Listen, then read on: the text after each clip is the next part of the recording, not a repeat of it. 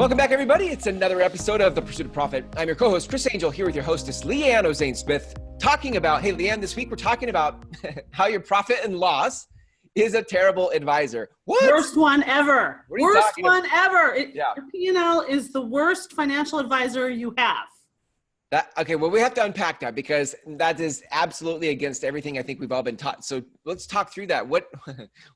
How did you come to this conclusion? Oh, it's not a conclusion. It's an absolute fact. All right, good. Well, what I want to do is I want to actually tell a story. Okay. About a real life client that I had in this room today, actually, working through some stuff, because I actually think that his story is actually going to illustrate this very clearly to our audience when we actually digest the numbers. So okay, got it. The big picture on this is, and the reason we're calling this your P&L is the worst financial advisor ever of all time, is because I have found over the years that no matter how many times people have handed me their P&Ls, because that's what good little entrepreneurs should have, they don't actually understand what they mean about their business. Okay. And they don't know how to use that information to digest what this financial statement says about their business. So what I'm going to do is tell you about this multi-million-dollar company that hired me. So super fun for me, not as much for him, but he called me completely exasperated. And he wanted to do a profit discovery call. And he was just like, listen, I am getting ready in the next week to sign a deal to sell my company for pennies on the dollar. But I heard you're really good at what you do. And so somebody told me to call you. And I was like, great. So I talked him into coming in to see me and I asked him to bring financial statements. And what happened is he sat across from me and I watched this man who's got he has a very successful business. Yeah. Like 20 employees, like a lot of infrastructure, multi-million dollars. And this man sat across from me and looked defeated, frustrated, at his wits' end. He was completely undone. His face was red. He just was exhibiting all of the physical signs of stress. And so my first question when I asked him, like, what's going on with you and your business, is he tells me that this one particular department of his business is ruining his life. And it runs his life. And it's just absolutely awful. And then I said, okay, well, tell me about your actual life, like wife, kids, what do you like to do? Yeah. And I discover as we talk that he has a multi-million-dollar business and he's paying himself, ready for this? He's paying himself less than $80,000 a year. Wow. And I was like, what? Wow. Because that's kind of imbalanced, right? Right. And so this stressed out man was really feeling like his business was taking advantage of him. And this is what I see all the time, where the business owner is one of the worst paid people on staff. And so it was just like, how are we going to get there? So at one point in our conversation, he pushed his financial papers across the desk, like kind of aggressively, to be honest. Push him across the desk at me, and he basically said, all right, if you know how to fix this cluster, I'm all ears. And he sits back and crosses his arms. And I was like, well, how? I pushed the paper back across the table, and I said, can you please tell me what the most profitable department of your business is? So he looks at the P&L, and he goes, oh, maintenance. And I said, great, why? And he said, because it brought in over $1 million. And then he pursued to go on and tell me that actually that particular part of his company was up like $80,000 year to date from last year. So not only did it bring in over $1.5 million, but it was up from the year before. And I was like, great. That's your most profitable profit center. So now can you please tell me out of these expenses right here, which one of these expenses are directly related to creating that income? And he goes, no, I can't tell you that. And the reason he couldn't tell me that is because he has a bookkeeper. And his bookkeeper or CPA, they're awesome at doing their job, but they have a different filter on how to evaluate a business than people like you and I do and my client. Right. So this bookkeeper used really generic categories like payroll expense, insurance expense, fuel expense, right? And so as we looked and we got into it, he realized, like, I can't even tell you which of these expenses right here are directly related to how I created that income. Ouch. And I was like, don't you think you should know that before you sell your company for pennies on the dollar? And he goes, hell yeah, I should know that. Why haven't I seen this before? And I'm like, you haven't seen it before because you didn't know to look for it, right? So what ended up happening, which is such a great story, is we spent about 5 weeks together. We, out of like an 8-week profit coaching thing, he's at week 5. And what we've done is we've gone into that category, and what we discovered, which he did not know, is that there were 4 other big, broad revenue streams represented in that one category. And so when we got in there, we got on the virtual whiteboard and we drew it all out, what we found was this big, huge category that he called maintenance, which brought in over $1.5 million, didn't actually work that way because his bookkeeper was coding all these other things to that one thing. Doesn't mean that she was doing a bad job. She was just interpreting what she saw. Right. Well, he had no idea that that was what's going on. And so we did the work. And just this morning, I presented to him why he is so frustrated that he wants to close his business and take the offer on the table. Like, he literally walked in here this morning and said, if you don't talk me out of it, I am going to take the offer. Wow. And I'm like, oh, I'm going to talk you out of it. So here's what we learned. Wow. Like, this is my job. My job is crazy. That's so great. How exciting for him. Maybe. You're awesome. Like, you came to the right lady on the right day. That's so good. What we found out is that this one category, this one area of his business didn't actually make $1.5 million like it looked like it was on the P&L. What it actually was $219,000 for just that one. And so then what I did is I went to another part of his financials and I pulled his payroll expense for that. And his payroll expense was $138,000. And then we took additional expenses off, like equipment and fuel and everything. And the point of this is that I said to him, the reason you're upset is that you have spent $201,000 in order to keep $18,000 in this one category. Ouch. And he just looked at me and he goes, he used some profanity, which I won't do, but he was like, you've got to be kidding me. And I'm like, I'm not kidding you. This is an area of your business, even though it appeared on paper at the beginning as the area that made the most money, it made him less than 8% profit margin.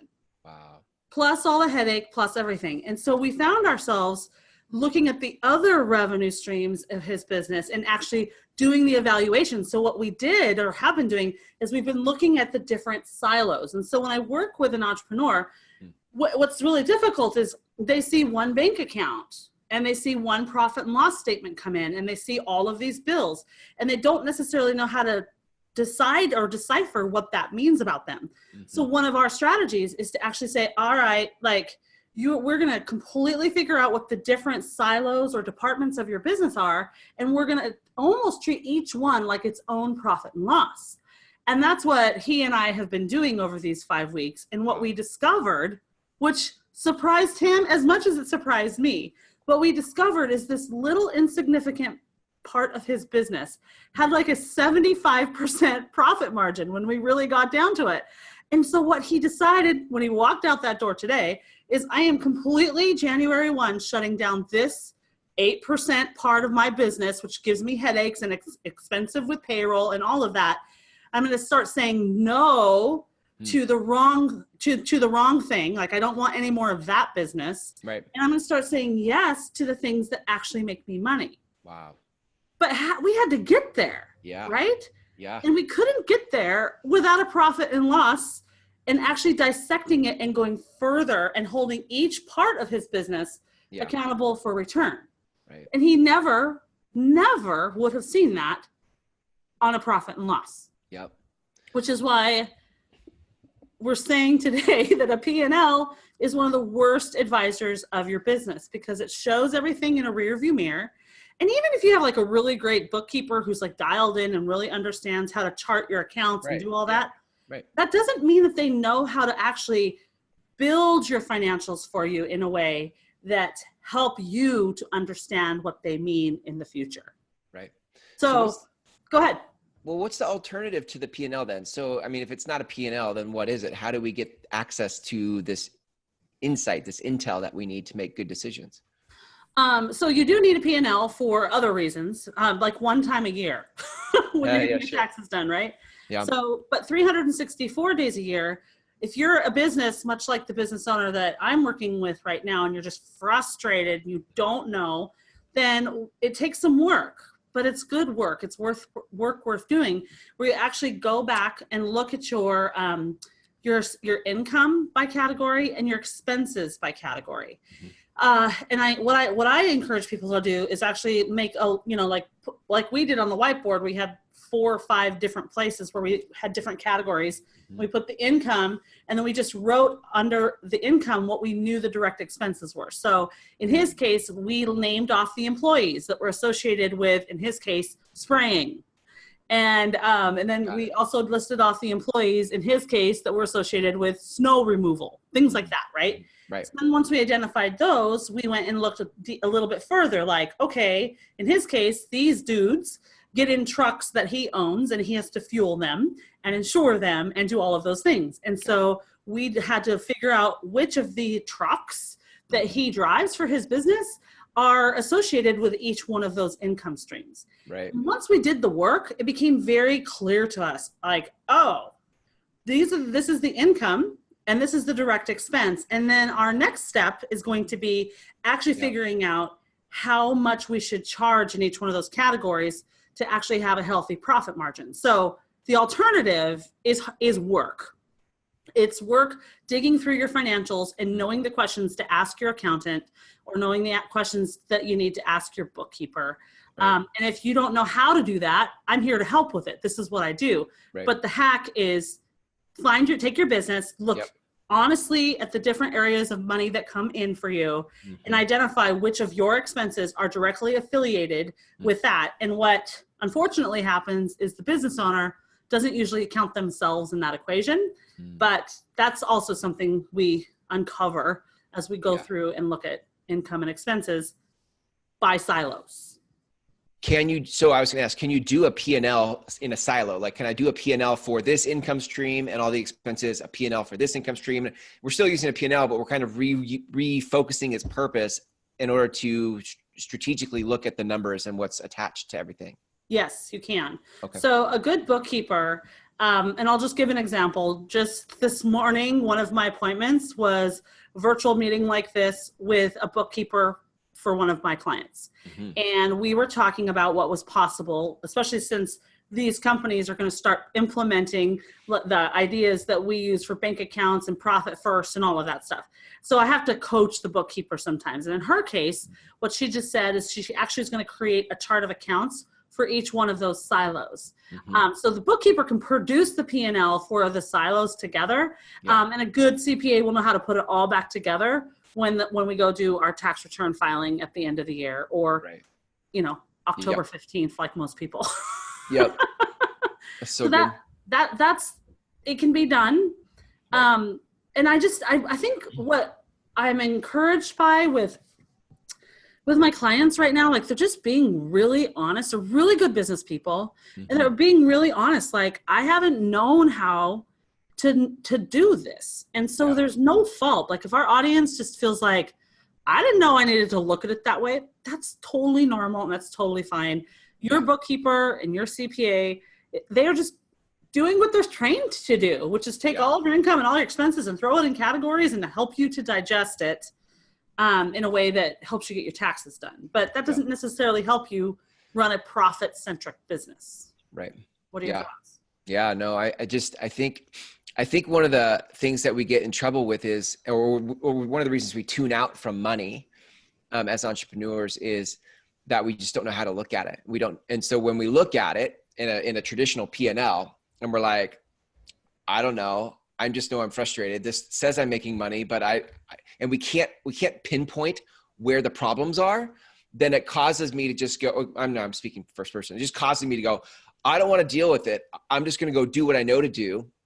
And what I think this is why I've said this about you for a long time, but what's so good about your strategy or your strategic thinking is that you're able to see numbers this way, in a way that find the problem and find the solutions, or find the bright spots in our businesses and get us to focus where we need to focus. And I think I love that you're able to translate money and numbers in a way that we actually feel empowered to go do something about, rather than frustrated and just want to sell our business for pennies on the dollar. Right.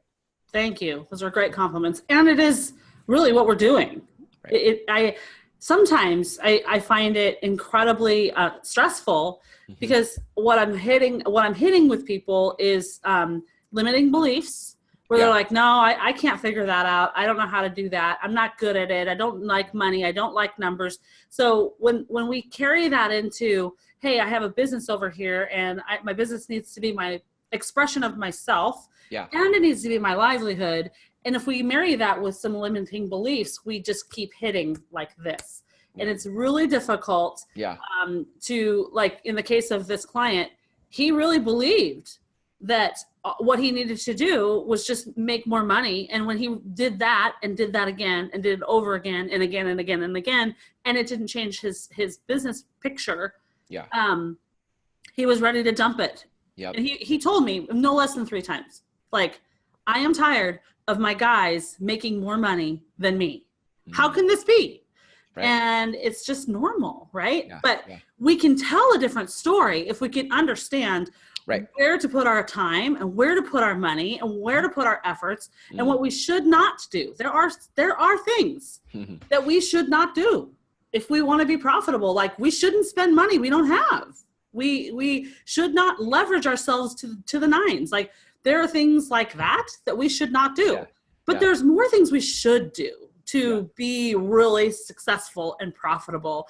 And it's just a process of, like anything, discovering it. So let our audience be encouraged.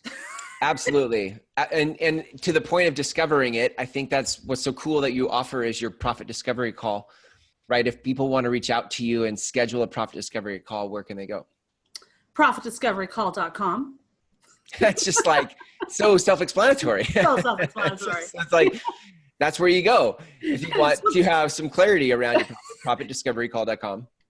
And like in this case, and so many others, a lot of times people don't do profit discovery calls with me until they're literally at their wit's end.